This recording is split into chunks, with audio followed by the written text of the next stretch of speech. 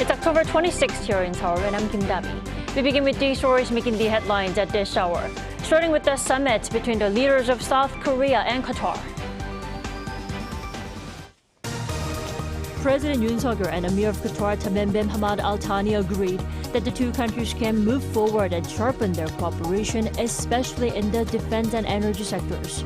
That includes deals worth $3.9 billion for 17 LNG carriers.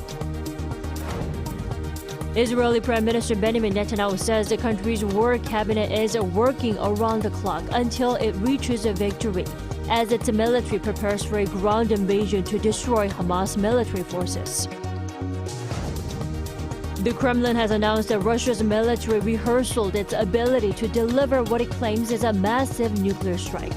The drill followed the Russian parliament's backing of the withdrawal of Moscow's ratification of the Comprehensive Nuclear Test Ban Treaty that bans all physical testing of nuclear warheads. President Yoon Suk Yeol and his Qatari counterpart Tamim bin Hamad Al Thani sat down for talks in Doha on Wednesday. On top of upgrading the two countries' bilateral ties, Yoon also invited the Emir of Qatar to Seoul for a state visit. Our Kim Do-yeon starts us off. South Korea and Qatar have elevated their bilateral relationship to a comprehensive strategic partnership as President Yoon Suk Yeol on Wednesday held a summit with the Emir of Qatar, Tamim bin Hamad Al Thani. The event comes as Yoon is on a state visit to Qatar, and next year will be the 50th year since the two nations' diplomatic ties were first established. The two leaders have agreed to strengthen diplomatic and security communication channels and to further expand defense and defense industry cooperation based on the newly signed MOU on arms cooperation. In addition, the two leaders have agreed to expand bilateral cooperation in the LNG sector to encompass the entire upstream and downstream sectors, including LNG carrier construction, operation, and maintenance. This comes as Qatar Energy signed deals worth $3.9 billion with South Korean shipmaker HD Hyundai Heavy for 17 LNG carriers. And the two saw the need to look for more areas of cooperation.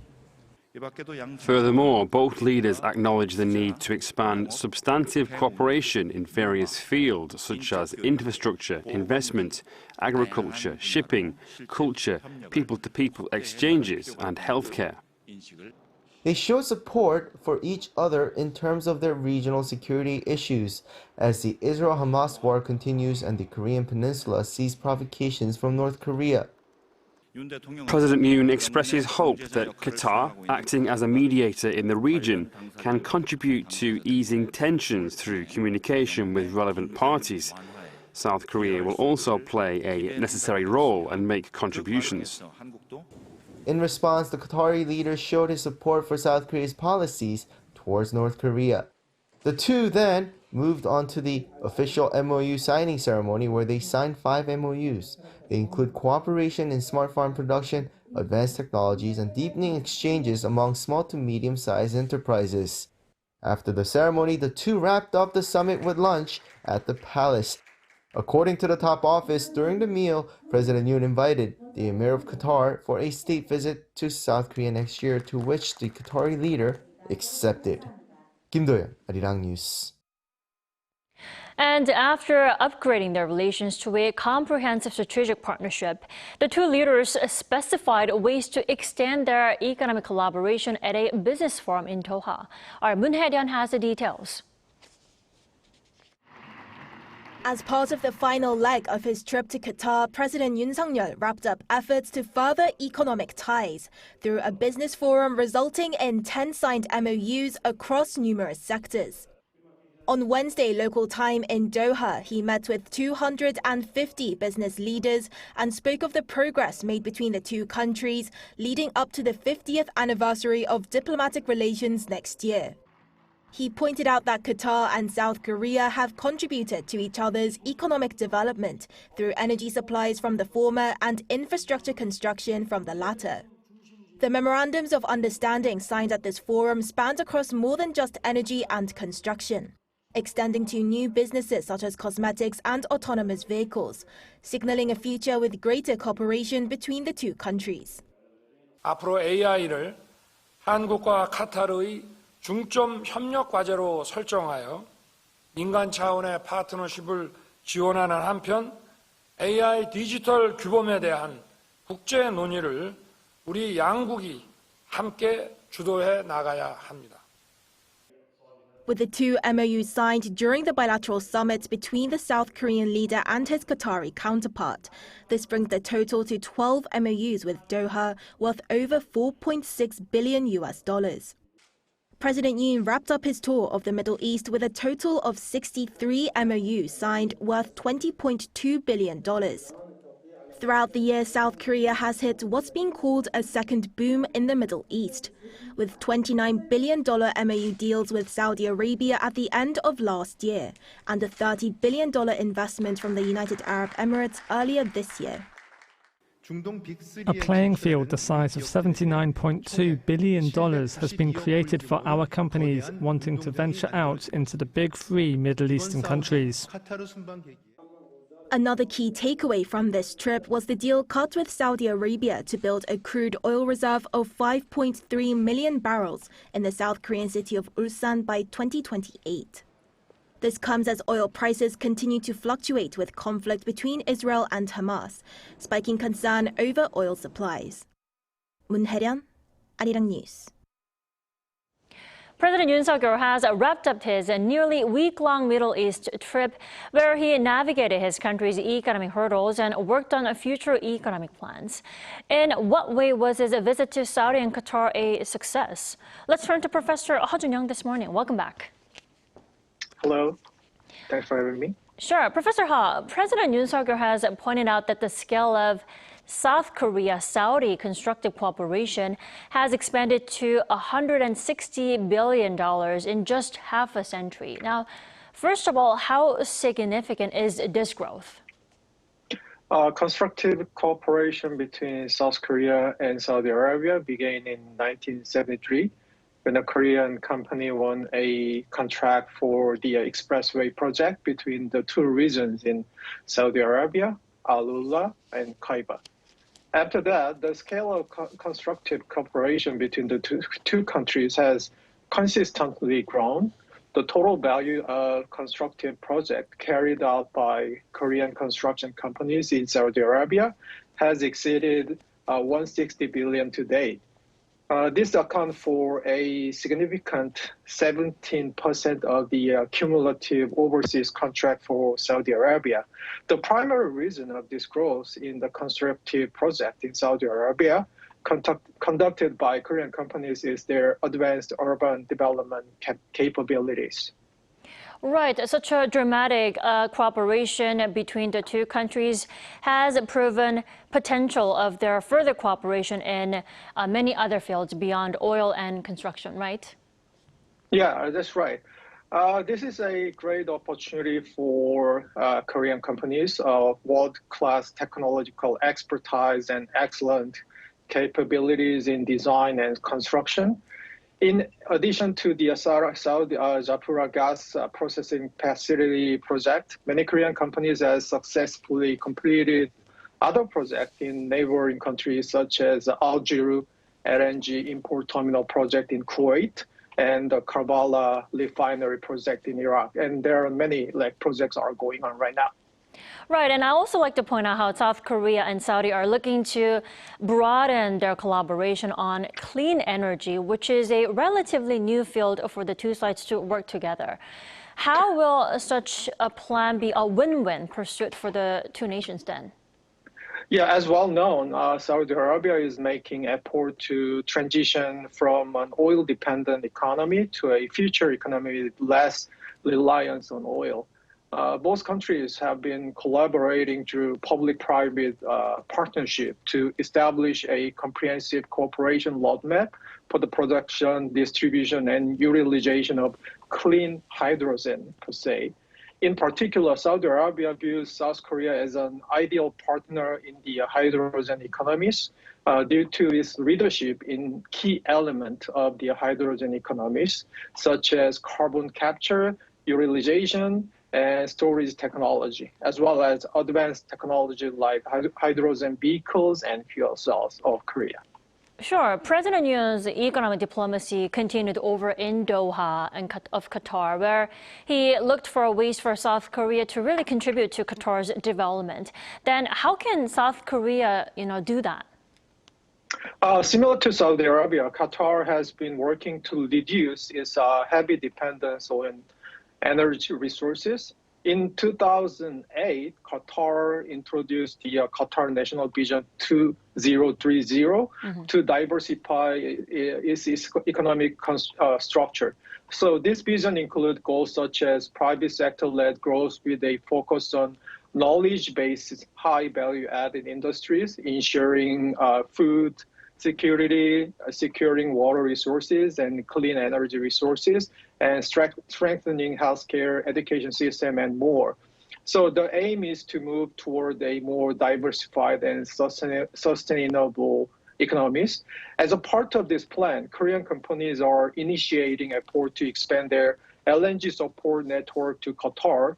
In particular, they plan to further cooperate on infrastructure projects building on the basic major landmark project within Qatar, such as the Qatar National Museum, the Lusail Expressway, and the Doha Metro. Definitely. Professor Ha, but I do have to point out how Yoon's Middle East trip also came at a time when the situation over in the Middle East is shaky. What's your take on this? Yeah, I think an approach that separates politics and economics is needed. From a humanistic perspective, it is essential to express concern and opposition to civilian attacks and casualties in the armed conflict between Israel and Hamas. However, economic aspects should be approached separately from these political issues to ensure practicalities. Definitely. Professor Ha, thanks so much for joining us this morning. We appreciate it. Thanks.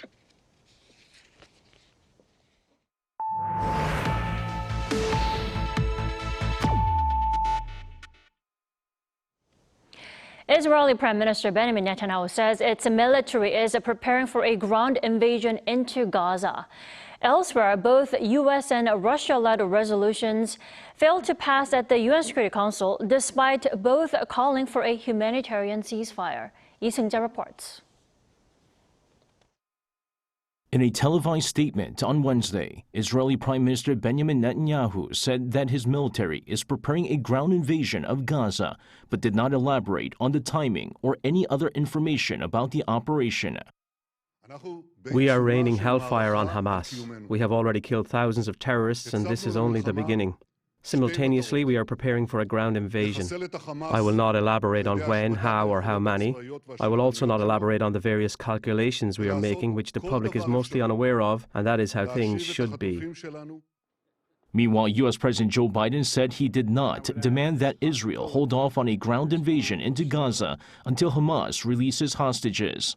Speaking at a press conference at the White House on Wednesday, Biden said that he's only indicated that if it's possible to get the hostages out, Israel should do so, but added that it's Netanyahu's decision.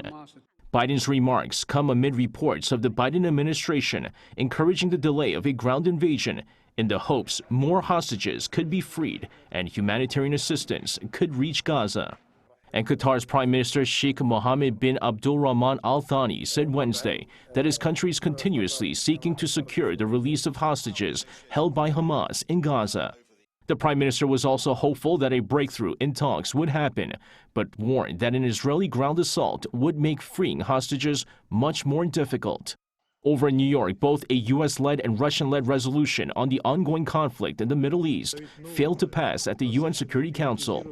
The Council first voted for the U.S.-led draft resolution, which called for humanitarian pauses in Gaza, condemned the October 7th attack by Hamas in Israel, and called for the immediate and unconditional release of all remaining hostages held by the militant group.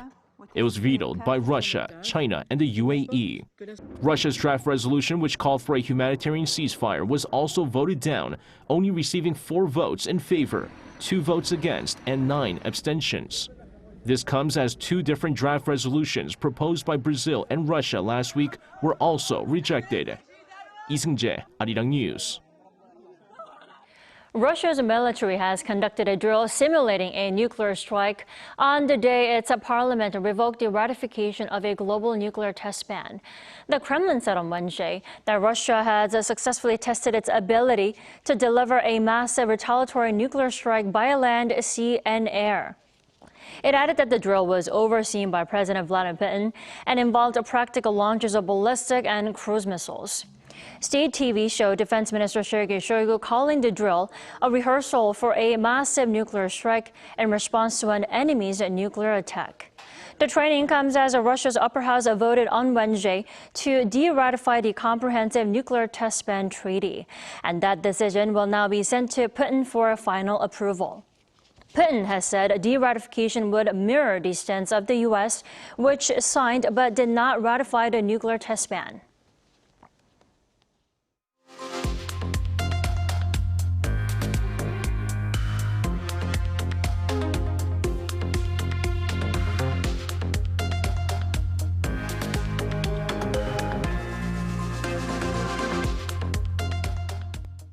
A magnitude 3.4 earthquake struck the central city of Gongju in Chungcheongnam-do province on Wednesday night, with no casualties or damage being immediately reported. According to the Korea Meteorological Administration, the latest quake occurred at 9:46 p.m. at a depth of 12 kilometers and was the fifth strongest quake to occur on the Korean peninsula so far this year. While there have been no more than 380 reports related to the tremor, no reports of damage have been made. Now, in response to the quake, the Interior Ministry raised the alert level to the third highest on the scale of 4. South Korea's economy has grown for 3 consecutive quarters this year. Data from the Bank of Korea released on Thursday shows that the country's gross domestic product, adjusted for inflation, rose 0.6% on quarter during the July to September period. Now, this is the third quarter in a row that the nation has seen economic growth. The central bank said the growth was led by the increase in net exports, as total exports saw a higher increase than total imports on the back of a recovery in shipments of semiconductors as well as machinery and equipment. South Korea has never been this close to becoming a cashless society, with mobile payment services heavily implanted in our daily lives. And here's how service providers are tailoring their market strategies to attract more users. Our An Sung-jin has the story. As a tech-savvy country, South Korea is already well on its way to a cashless society. This was possible due to mobile or other payment services where customers enter a password to make payments, using bank account information previously stored on smartphones. With the simple shake or swipe of a phone, payment has become increasingly more convenient for smartphone users.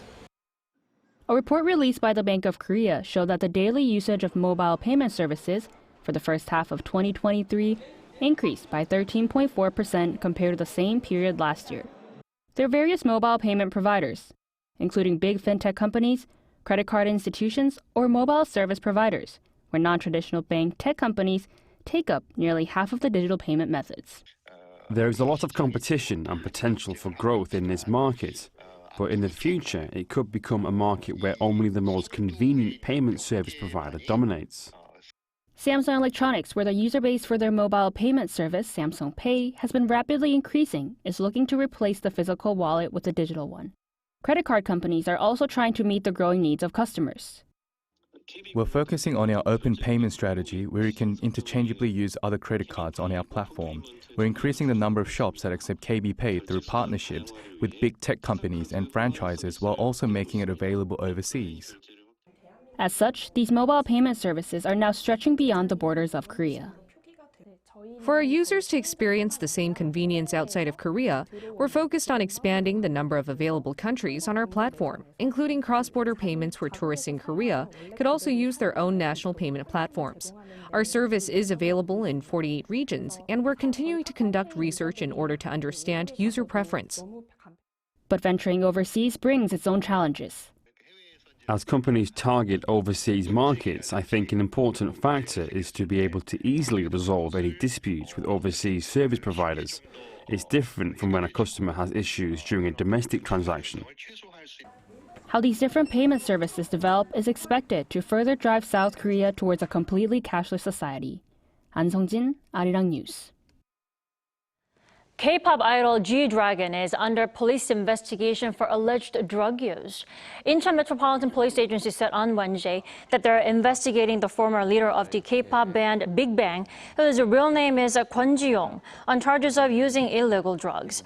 The police said G-Dragon's case is separate from the case involving Parasite actor Lee Sung-gyun, but gave no further details. G-Dragon was found to have illegally smoked marijuana back in 2011, but was not formally prosecuted. Last week, the police said they had launched an investigation into 8 people, including actor Lee, over suspected drug use.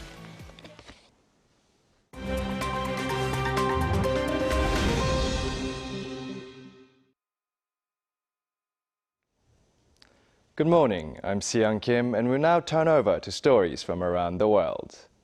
We begin in the U.S., where after 3 failed attempts, Republican Mike Johnson was elected the 56th Speaker of the House of Representatives on Wednesday, bringing an end to prolonged Republican chaos on Capitol Hill. Johnson was the 4th Republican to receive the party's nomination after Tom Emmer dropped out earlier the same day. The conservative Louisiana lawmaker won 220 votes in the lower chamber of Congress. Johnson is also a close ally of former President Donald Trump. While his conservative stance on policies such as abortion and same-sex marriage has garnered criticism in the past, Johnson promised to waste no time in getting the House back in business. He also pledged support for Israel in its fight against Hamas. Moving over to southern Mexico now, where Category 5 hurricane Otis made landfall just after midnight Wednesday local time, with wind speeds of up to 270 kilometers per hour. According to the U.S. National Hurricane Center, Otis touched down near the popular resort city of Acapulco. Officials warned of a life-threatening storm surge as well as the destructive waves and heavy flooding in coastal areas, with the storm set to bring heavy rainfall of up to 51 centimeters to affected regions. Mexico's President Andrés Manuel López Obrador said no deaths had been reported, but that updates were being affected by damage to communications infrastructure. He also urged people to evacuate the area while schools have been cancelled, classes in Mexico's southern state of Guerrero. San Diego's SeaWorld announced on Wednesday its first birth of an emperor penguin chick in over a decade. The baby penguin hatched about 2 weeks ago on September 12th on SeaWorld's grounds. With the rise of sea levels and loss of Antarctic ice cap, the flightless bird is a near-threatened species. According to Justin Brackett, curator of birds at SeaWorld, emperor penguins rarely hatch in captivity and take up to 65 to 72 days to be born. This is the first such birth at the site in 13 years and will be the 17th emperor penguin at the San Diego theme park.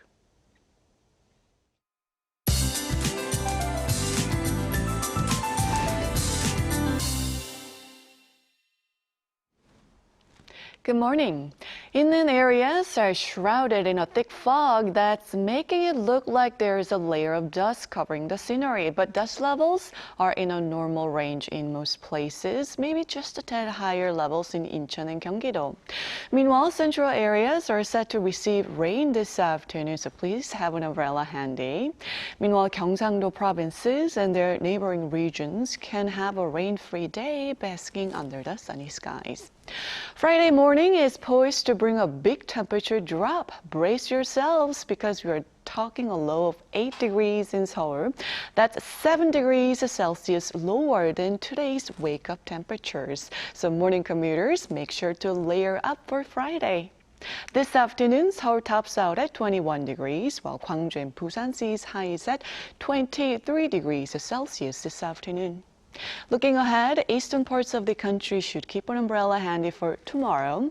But here's a bright note for those with weekend plans. The weekend promises a radiant dose of sunshine nationwide. That's Korea for you, and here's a look at the international weather conditions.